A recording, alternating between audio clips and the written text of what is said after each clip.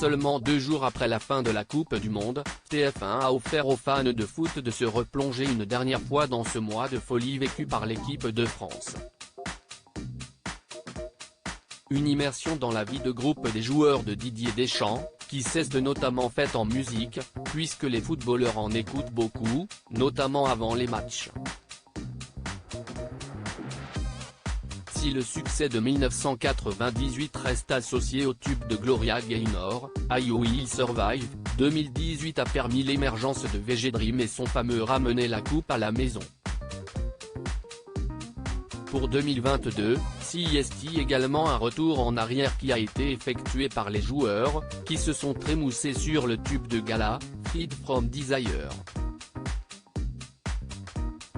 Une chanson sortie en 1997 par la chanteuse italienne est revenue au goût du jour par le biais du magnifique parcours des Bleus. Vu l'ancienneté du titre, on pouvait s'attendre à ce qu'un ancien de l'équipe, comme Olivier Giroud ou Hugo Lloris en soit à l'origine, mais pas du tout. Comme on l'apprend dans le documentaire Merci les Bleus diffusé ce mardi 20 décembre, ce n'est autre qu'Aurélien Tchouaméni, 22 ans, qui a eu l'idée de diffuser cette chanson auprès du groupe. Au début, Kama, surnom d'Eduardo Camavinga, note de la rédaction, avait le téléphone connecté à l'enceinte. Il met une musique, je lui dis, non, non, ce n'est pas ce genre de musique qu'il faut mettre.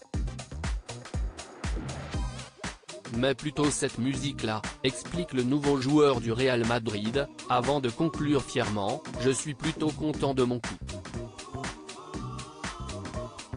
Un hymne qui a accompagné les Bleus toute la compétition. CIST donc l'un des petits jeunes de l'équipe qui a eu l'idée de cette musique, qui s'est rapidement imposée comme l'hymne des Bleus tout au long de la compétition. Malheureusement, elle ne leur aura pas porté chance jusqu'au bout, puisque les joueurs de Didier Deschamps ont été battus en finale par l'Argentine, après un match sensationnel.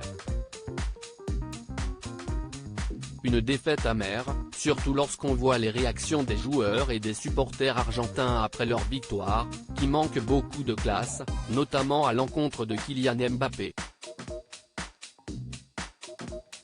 Malgré la défaite, l'équipe de France a réussi un parcours incroyable dans cette Coupe du Monde, 4 ans après leur magnifique sacre en Russie.